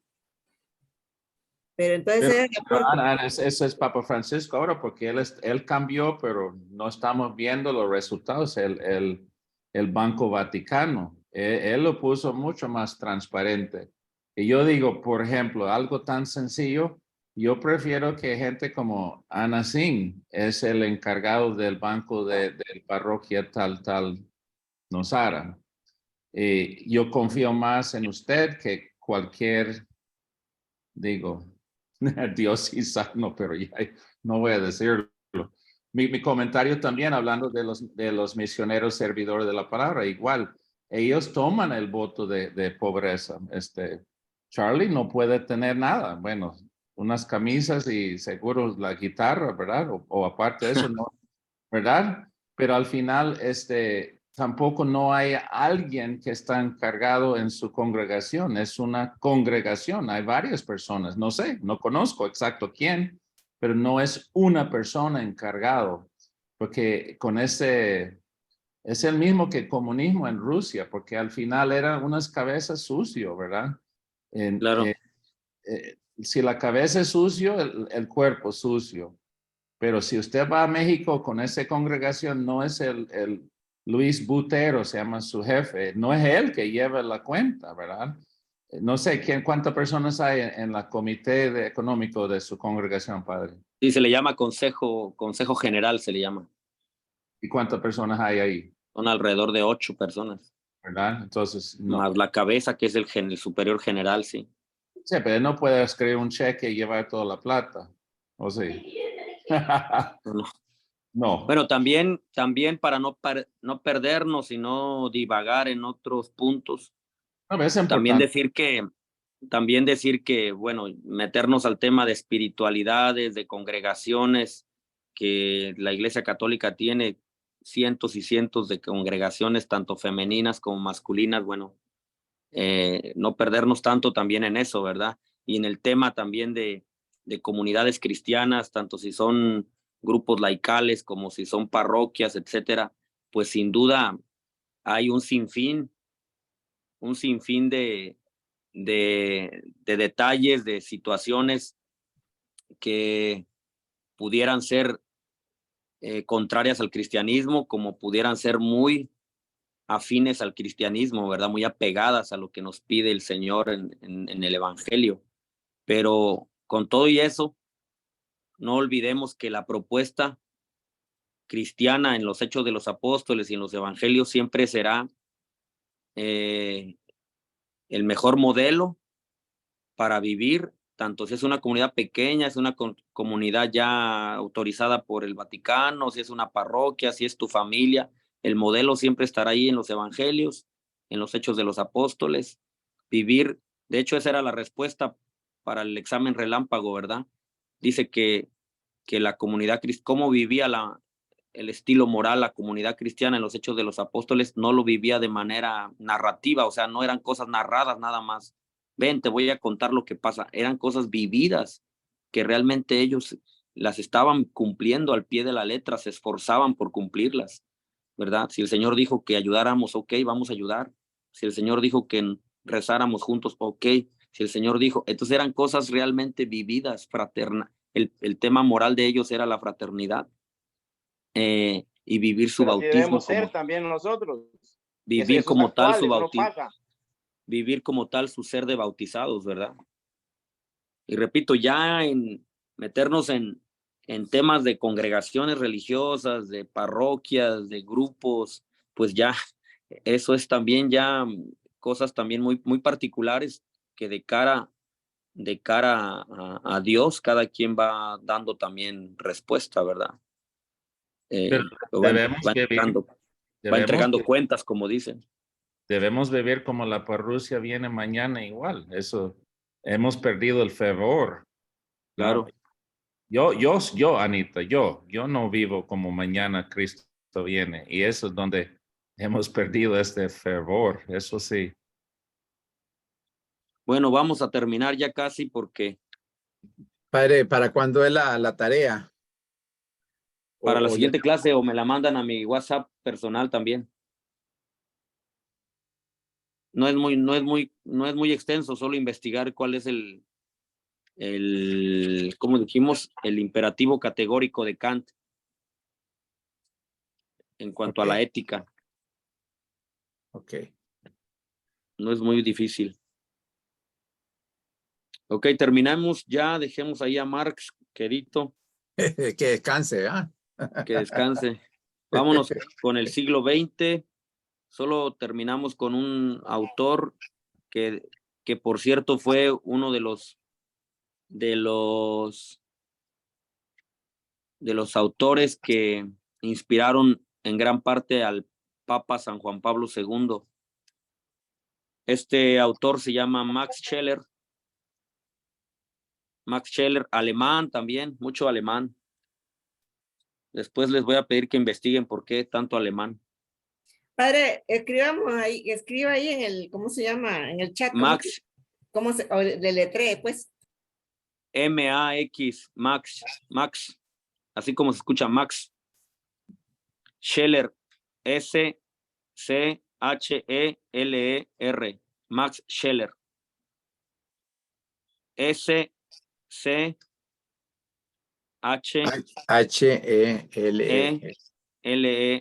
Max Scheler.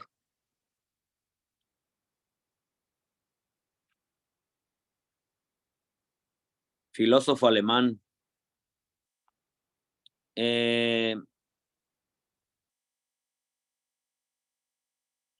Y Max Scheler, reconocido por su... les decía que fue uno de los pensadores que influyó mucho en el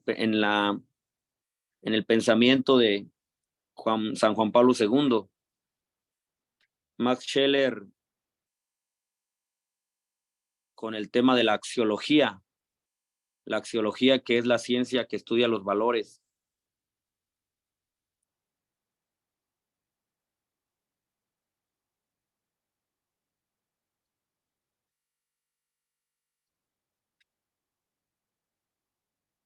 Max Scheler es un filósofo alemán que es uno de los autores que destaca más en la historia del siglo XX con la fenomenología de los valores.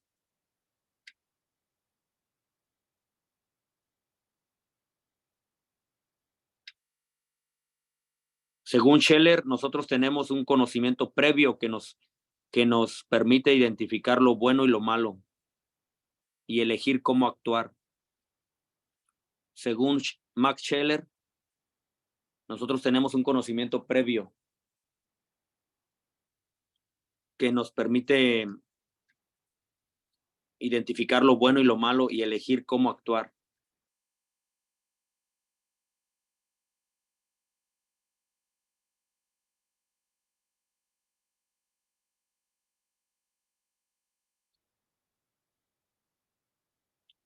Y según Max Scheler también, los valores son independientes de los bienes. Son cualidades independientes de los bienes.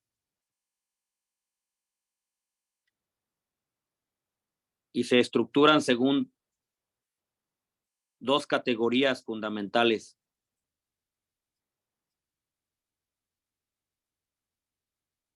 Y esas dos categorías son la polaridad y la jerarquización. Según Scheler,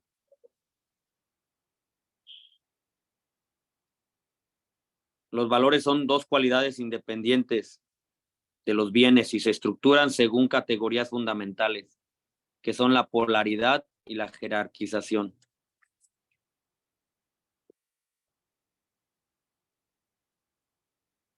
La polaridad quiere decir todos los valores pueden ser positivos o negativos.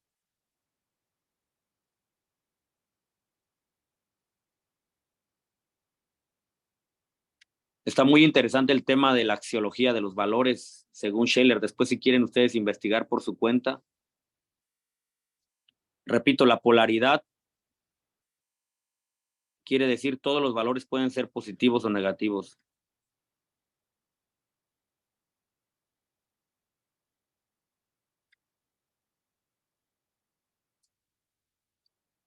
Y la jerarquización, que quiere decir que puede haber valores superiores o inferiores.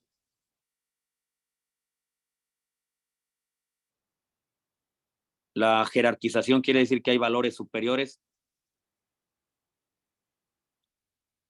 o inferiores.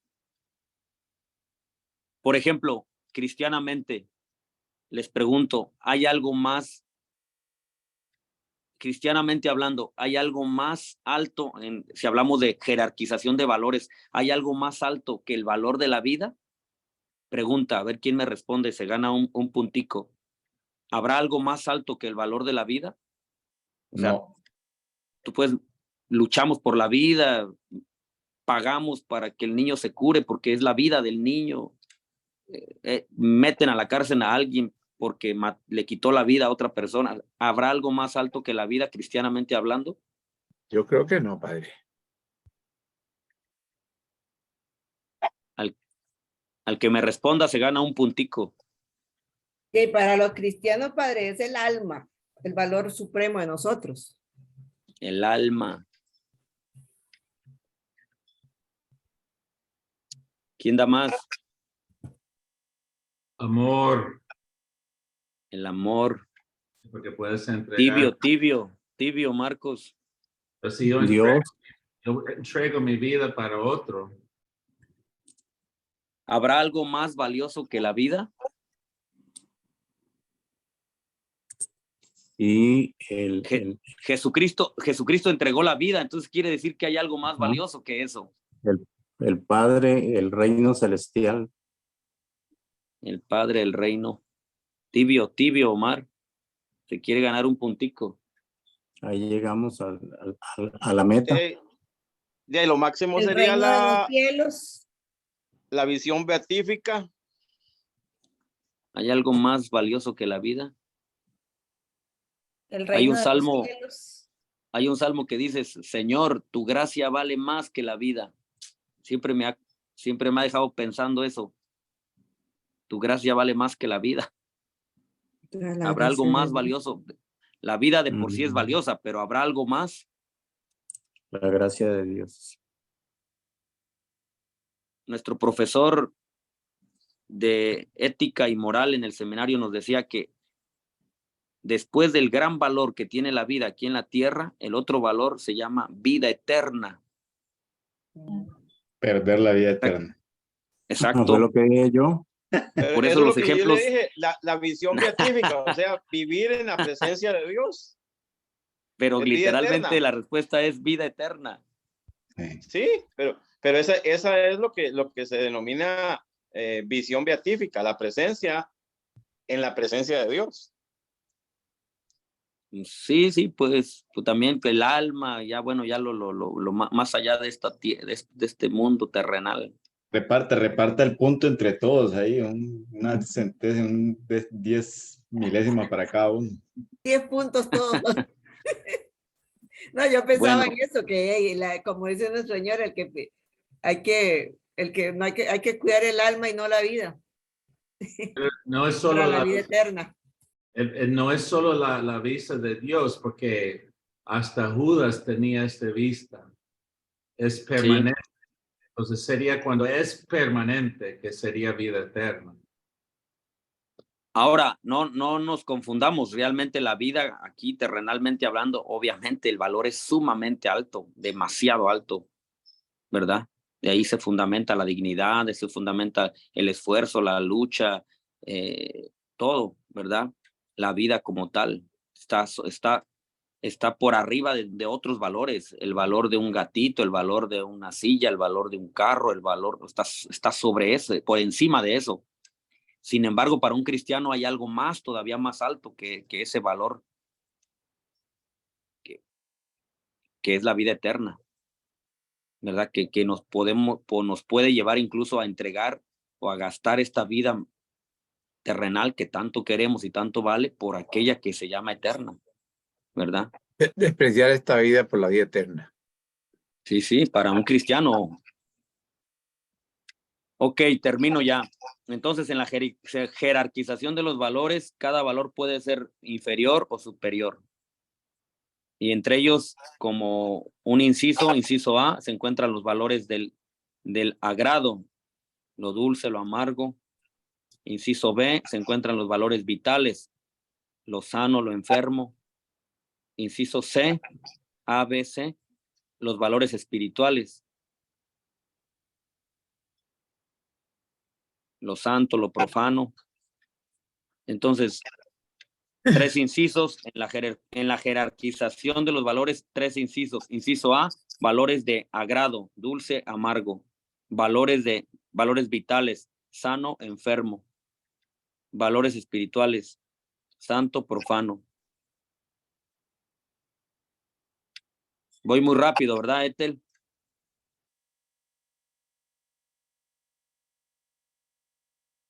Estoy cansada demasiado.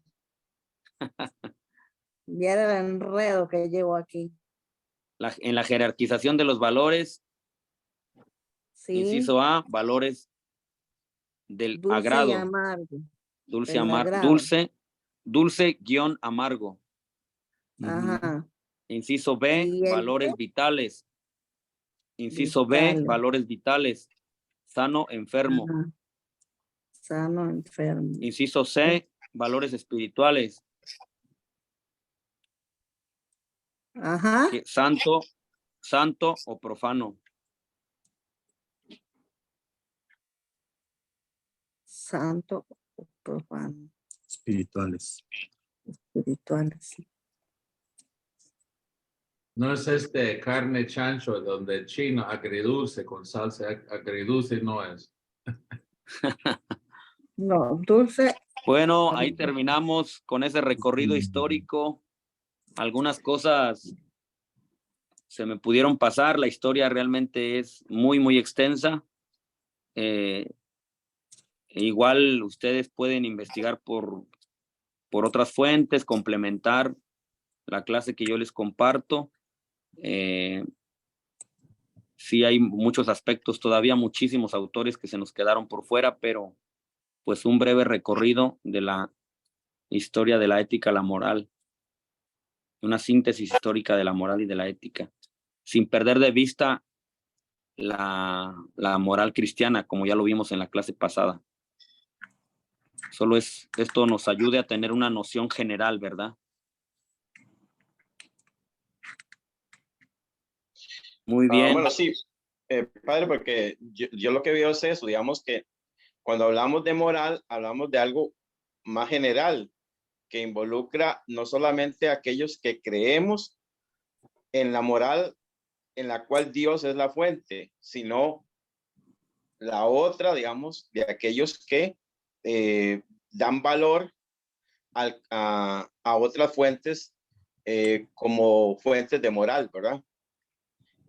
Aquí estamos hablando de moral en general, no Sí. que exactamente ese ha sido el desarrollo de la moral cristiana. Aunque qué bueno que mencionas eso, porque también tengo que decirles que la moral, la teología moral o la moral cristiana como tal, al tener sus fundamentos en la revelación bíblica, en la tradición, en el magisterio, por lo tanto, son valores inamovibles, son valores eternos, valores que no cambian, que únicamente nos van dando luces al caminar. ¿Me explico? A diferencia de otro tipo de corrientes éticas, corrientes morales que pudieran ya relativizarse, cambiar o quedar caducas, en el caso de la moral cristiana o de la teología moral, vuelvo a repetir, por el hecho de tener sus bases en la tradición y en la revelación, en el magisterio, son fundamentos que permanecen, fundamentos eternos que no cambian, que lo único que provocan es ir iluminando, van iluminando nuestro caminar de cristianos, ¿verdad? A través de la historia, a través del tiempo. No sé si me di a entender con eso. Yo se lo entiendo perfectamente y es lo mismo que sucede con la revelación. La revelación ya está terminada, pero Exacto, sin embargo el magisterio da luces sobre esa revelación, nos va iluminando. no da una nueva revelación. A diferencia de, por ejemplo, una ética, una moral que nos plantea Aristóteles, Platón, tal vez ya quedó en el tiempo, ya no es muy aplicable, ya caducó, ¿verdad? En el caso de la moral cristiana, no, porque tiene sus bases, vuelvo a repetir e insistir, tiene sus bases en la revelación, que eso es eterno. Ok. En el nombre del Padre, del Hijo, del Espíritu Santo. Amén. Ven, Espíritu Santo, llena los corazones de tus fieles y enciende en ellos el fuego de tu amor. Envía, Señor, tu Espíritu y todo será creado y se renovará la faz de la tierra. Espíritu Santo, fuente de luz, ilumínanos. Espíritu Santo, fuente de luz, ilumínanos. En el nombre del Padre, del Hijo y del Espíritu Santo. Que pasen todos una feliz noche. Sí, no, Igualmente.